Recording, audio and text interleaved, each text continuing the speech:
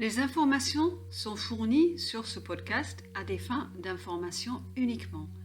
Elles ne se substituent à un avis médical ni à un traitement médical et ne peuvent être utilisées pour le diagnostic, la prévention ou le traitement d'un problème de santé. Les informations ne constituent en aucun cas des allégations nutritives ni de santé. Consultez donc un professionnel de la santé avant de modifier ou d'interrompre tout médicament, traitement ou soin, ou de changer votre alimentation ou de prendre des compléments alimentaires. Ça fait un petit moment que je n'ai pas fait de podcast, j'en suis désolée, et voici donc le sujet actuel qui est donc la vitamine B12. Donc le rôle essentiel de la vitamine B12 pour notre santé. Donc la vitamine B12 est une vitamine hydrosoluble qui joue un rôle crucial dans diverses fonctions de l'organisme. Medical Medium nous a déjà dit que la vitamine B12 est un petit peu comme la pâte à pain du boulanger, dans le sens où sans pâte à pain, le boulanger ne fait pas de pain. Et sans B12, de la même façon, si nous n'en avons pas, le corps s'écroule comme un château de cartes. Donc, elle est également connue sous le nom de cobalamine et elle fait partie de la famille des vitamines B. Les avantages de la vitamine B12 sont très nombreux. Elle est essentielle au bon fonctionnement du cerveau, du système nerveux et à la formation des globules rouges. Et même s'il est communément admis que les personnes qui mangent de la viande sont moins carencées en vitamine B12 que celles qui n'en mangent pas, nous aborderons dans ce podcast les raisons pour lesquelles il est important de s'assurer que l'on consomme suffisamment de B12, que l'on mange de la viande ou que l'on soit végétarien. Selon Anthony William Medical Medium, presque tout le monde souffre d'une carence en B12. Il dit que les analyses de sang permettent de mesurer en effet le taux de B12 dans le sang, mais ne donnent pas d'indication sur les taux dans le système nerveux central, le foie ou d'autres organes. Et même si le taux de B12 dans le sang s'avère élevé, cela ne signifie pas qu'elle est utilisable là où elle est nécessaire. Nous allons commencer par explorer les différents bienfaits de la B12 et les pathologies pour lesquelles elle est le plus indiquée. Donc l'un des avantages les plus importants de la vitamine B12 est sa capacité à stimuler les niveaux d'énergie. En effet, elle contribue à transformer les aliments en glucose que l'organisme utilise comme carburant. C'est notre principal carburant, comme nous a appris Anthony William. Les personnes qui présentent une carence en cette vitamine peuvent se sentir donc faibles, fatiguées et manquantes d'énergie. Donc si vous vous sentez léthargique ou fatigué, la prise de la bonne forme de supplémentation en vitamine B12 peut améliorer les niveaux d'énergie, et en particulier chez les personnes qui ont une carence. La vitamine B12, elle est essentielle aussi à la formation des globules rouges qui transportent l'oxygène dans tout l'organisme. Elle contribue à maintenir les cellules sanguines en bonne santé et à prévenir l'anémie. Donc, en l'absence d'une quantité suffisante de vitamine B12, les globules rouges deviennent gros et difformes, ce qui peut entraîner une forme grave d'anémie. La vitamine B12 joue un rôle crucial dans le maintien de la santé du cerveau. Elle est essentielle au fonctionnement du cerveau et du système nerveux. Elle contribue à la production de neurotransmetteurs qui régulent l'humeur, la mémoire et les capacités cognitives. Elle contribue également à la production de myéline, qui est une substance grasse qui isole et protège les fibres nerveuses. Et en l'absence de myéline, la fonction nerveuse peut décliner, entraînant des symptômes tels que des engourdissements, des picotements et des difficultés à marcher. En outre, la recherche montre qu'un apport adéquat en vitamine B12 peut contribuer à prévenir le déclin cognitif et la perte de mémoire. D'autres études ont montré qu'une carence en cette vitamine peut entraîner des troubles neurologiques tels que la démence et la maladie d'Alzheimer. La B12 est essentielle aussi à la production donc, de neurotransmetteurs tels que la sérotonine et la dopamine qui régulent l'humeur et le comportement. De faibles niveaux de vitamine B12 ont été associés à la dépression et à l'anxiété et des études ont montré qu'une supplémentation en vitamine B12 pouvait améliorer l'humeur et réduire les symptômes de la dépression. Des niveaux optimaux de la vitamine B12 peuvent contribuer à préserver la santé cardiaque en réduisant les niveaux d'homocystéine, qui est un acide aminé qui, lorsqu'il est élevé, peut augmenter le risque de maladies cardiaques, de caillots sanguins ou d'ostéoporose. Des niveaux élevés d'homocystéine peuvent entraîner une inflammation, indiquer des carences en vitamines et ont également été associés aux accidents vasculaires cérébraux. Donc la B12 aide à réguler les niveaux d'homocystéine dans le sang. Lorsqu'elle interagit avec les vitamines B, B12, B6 et B9, l'homocystéine se transforme en deux substances, la méthionine, qui est un acide aminé essentiel et un antioxydant qui synthétise les protéines, et la cystéine, qui est un acide aminé non essentiel synthétisé à partir de la méthionine, qui réduit l'inflammation, augmente la communication entre les cellules immunitaires et améliore la santé du foie. Donc l'idée, c'est de ne pas avoir un taux élevé d'homocystéine dans le sang. En ce qui concerne la digestion, la vitamine B12 peut favoriser la digestion en contribuant à la production d'enzymes digestives. Elle facilite l'absorption des nutriments et prévient des problèmes gastro-intestinaux tels que la diarrhée, la constipation et les ballonnements. Elle est essentielle au bon développement du fœtus pendant la grossesse, contribuant donc à la formation du système nerveux, du cerveau et d'autres organes du bébé.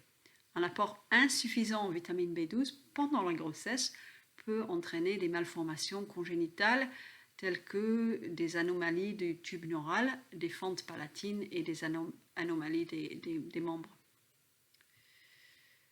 Donc la vitamine B12 joue aussi un rôle essentiel dans le maintien d'une peau saine en régulant la production de mélanine, le pigment qui donne sa couleur à la peau. La B12 est essentielle à la santé de la peau, des cheveux et des ongles, participant à la production de collagène, une protéine qui donne sa structure à la peau. Une carence en vitamine B12 peut entraîner des problèmes de peau tels que la dermatite et l'hyperpigmentation. Donc l'intégration de la vitamine B12 par une alimentation et par une supplémentation peut contribuer à améliorer aussi l'aspect et la santé de la peau. En conclusion, pour cette partie, la vitamine B12 est un nutriment essentiel au maintien de la santé et du bien-être général. Elle présente de nombreux avantages, notamment une augmentation des niveaux d'énergie, une amélioration des fonctions cérébrales et une régulation de l'humeur. En outre, un apport adéquat en vitamine B12 peut contribuer à préserver la santé cardiaque et à améliorer la santé de la peau. Donc, si vous êtes préoccupé par votre apport en vitamine B12, envisagez de consulter votre médecin ou un diététicien afin de déterminer si une supplémentation est nécessaire. Medical Medium nous dit que la vitamine B12 peut aider dans les cas suivants: la fatigue, l'anxiété, la dépression, les troubles bipolaires, les jambes sans repos, le syndrome de stress post-traumatique, la maladie de Parkinson's, la sclérose en plaques et d'autres troubles neurologiques. Et la bonne forme de vitamine B12 protège l'ensemble de l'organisme contre les dommages neurotoxiques causés par les nombreuses souches mutantes du virus d'Epstein-Barr, du Zona et d'autres virus nocifs. Elle répare et renforce également les zones du système nerveux et d'autres parties du corps qui ont été endommagées par le virus. Cette forme de B12 contribue également à renforcer les neurotransmetteurs chimiques dans le cerveau afin qu'ils puissent rester forts face aux virus qui sont à l'origine de tant de maladies neurologiques. Donc, que vous souffriez d'acné, de SIBO, d'eczéma, de problèmes de poids, de dépression, d'allergie, de cancer, de troubles affectifs saisonniers, d'anxiété, de bourdonnement d'oreilles, de problèmes de thyroïde, de douleurs, de polyarthrite rhumatoïde, de problèmes de mémoire, de bruyère cérébrale, il est important d'avoir un apport en B12, mais de la bonne forme de B12. La B12 constituée avec l'adénosylcobalamine et la méthylcobalamine, donc peut aider dans ces cas-là. Donc parlons des différentes formes de la vitamine B12 justement. La vitamine B12 provient de micro-organismes présents sur la peau des fruits et légumes frais. Medical Medium désigne ces micro-organismes sous le nom de biotiques élevés. Lorsque nous mangeons une pomme fraîchement cueillie sur l'arbre ou une framboise juteuse qui n'a pas été pulvérisée de pesticides, nous mangeons ces micro-organismes en même temps que le fruit. De même, lorsque nous cueillons une feuille de laitue ou une feuille d'épinard du jardin et que nous la mangeons crue, nous consommons ces micro-organismes, autrement dit les biotiques élevés. Elevated biotics, je trouve que ça ne se traduit pas très bien en français, mais voilà, ça c'est le terme qui a été donné à ces micro-organismes par Anthony William. Ces micro-organismes peuvent survivre aux acides de l'estomac, voyager dans le tube digestif et atteindre l'iléon, où ils fournissent la matière première pour la production de B12. Donc l'iléon se trouve dans la partie inférieure de l'abdomen. La B12 est ensuite envoyée au foie où elle est stockée. Je cite un passage du livre d'Anthony William. Dans la mesure du possible, cultivez vos propres plantes. Qu'il s'agisse de plantes de tomates, de pommiers, de choux frisés et d'herbes aromatiques à l'intérieur, de micro-pousses ou de graines germées que vous cultivez sur le comptoir de votre cuisine. Mangez ces plantes sans les laver ou en les rinçant très légèrement pour n'enlever que la saleté. Ne les trempez pas et ne les frottez pas.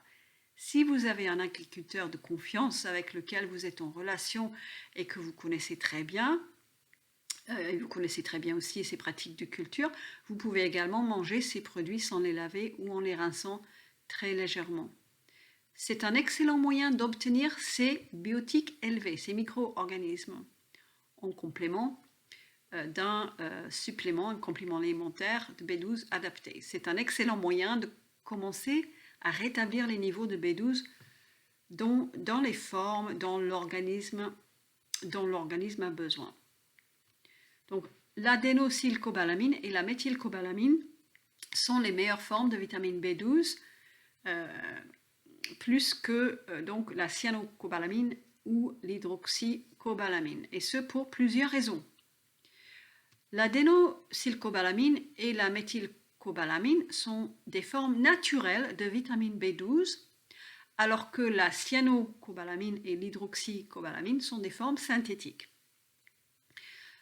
L'adénosylcobalamine est la forme active de la vitamine B12 dans les mitochondries des cellules, tandis que la méthylcobalamine est la forme active de la vitamine B12 dans le cytoplasme de la cellule.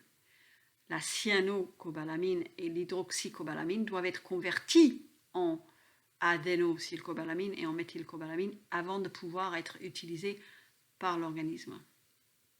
Donc, l'adénosylcobalamine et la méthylcobalamine sont plus facilement absorbées par l'organisme que les deux autres formes et se révèlent plus efficaces que la cyanocobalamine ou l'hydroxycobalamine pour traiter les carences en vitamine B12, les neuropathies ou d'autres problèmes de santé. Et aussi, la cyanocobalamine contient des traces de cyanure qui peuvent être toxiques s'ils se cumulent en grande quantité. L'hydroxycobalamine est un précurseur de la cyanocobalamine et doit être converti en cyanocobalamine pour être utilisée par l'organisme. Donc, la méthylcobalamine et l'adénosylcobalamine sont deux formes de vitamine B12 faisant partie donc, de la famille cobalamine. Ces formes de B12 jouent un rôle important dans diverses fonctions de l'organisme, notamment le système nerveux, comme on a vu, le métabolisme et la formation de globules rouges, comme nous avons déjà dit. Donc, la méthylcobalamine et l'adénosylcobalamine présentent toutes deux des avantages uniques qui peuvent contribuer à améliorer la santé de la population. Donc, autrement dit, la méthylcobalamine est une forme active de la vitamine B12 que l'organisme peut utiliser immédiatement. Il n'a pas besoin d'être converti. Elle contribue à la production de globules rouges, à la synthèse de l'ADN. Elle est essentielle au bon fonctionnement des nerfs et du cerveau. Elle contribue également à la conversion de l'homocystéine en méthionine, ce qui permet de réduire le risque de maladies cardiaques et d'autres problèmes de santé. Donc, la prise d'un supplément de méthylcobalamine peut améliorer les niveaux d'énergie, réduire la fatigue et améliorer l'humeur générale. L'adénosylcobalamine est une autre forme active de la vitamine B12 qui joue un rôle crucial dans le métabolisme énergétique de l'organisme. Elle aide à décomposer les acides gras et les acides aminés pour produire de l'énergie. Elle est particulièrement importante pour maintenir en bonne santé les mitochondries, qui sont les centrales énergétiques de nos cellules. Donc, des niveaux adéquats d'adénosylcobalamine peuvent contribuer à améliorer les niveaux d'énergie et à réduire le risque de dysfonctionnement mitochondrial qui est lié à divers problèmes de santé, y compris la maladie de Parkinson et la maladie d'Alzheimer. L'un des principaux avantages de la méthylcobalamine et l'adénosylcobalamine est leur capacité à soutenir le système nerveux. Ces deux vitamines sont essentielles au bon fonctionnement des nerfs et peuvent contribuer à prévenir les lésions nerveuses ou la dégénérescence. Elles se sont révélées bénéfiques dans le traitement de la neuropathie, une affection caractérisée par des lésions nerveuses qui provoquent des fourmillements et des engourdissements dans les mains et les pieds. En résumé, l'adénosylcobalamine et la méthylcobalamine sont les meilleures formes de la vitamine B12 car elles sont naturelles, plus facilement absorbées, plus efficaces et ne contiennent pas de substances potentiellement nocives. Juste un petit mot à la fin pour parler du 5e THF, également connu sous le nom de méthylfolate ou 5-méthyltétrahydrofolate. 5e THF est une alliée à la vitamine B12 et une aide pour la méthylation de la vitamine B12. Donc elle se lie, le 5e THF se lie à la B12 qui est créée à l'intérieur de l'iléon. Le 5e THF pénètre dans le foie, allumant et ramenant à vie les réserves de B12 que le foie garde pour les urgences, tout en aidant le foie à la convertir en une forme bioactive qu'il peut délivrer dans la circulation sanguine, codée avec des messages attachés pour des organes spécifiques. Donc ça, c'était juste un petit ajout pour dire que voilà, la 5e THF est une aide et une alliée pour la méthylation de la vitamine B12. On arrive à la fin de ce podcast. J'espère que c'était instructif pour vous et je vous dis à très vite. Les informations fournies sur ce podcast ne traitent ni ne diagnostiquent aucune maladie, aucun symptôme, et en cas d'apparition de tels problèmes, vous devez consulter un médecin agréé ou un autre praticien selon votre propre jugement. Les informations fournies sur ce podcast ne remplacent ni les soins de santé, ni les conseils médicaux ou nutritionnels. Vous comprenez et acceptez que vous êtes entièrement responsable de votre propre bien-être mental et physique y compris de vos choix et décisions en matière d'alimentation et de santé.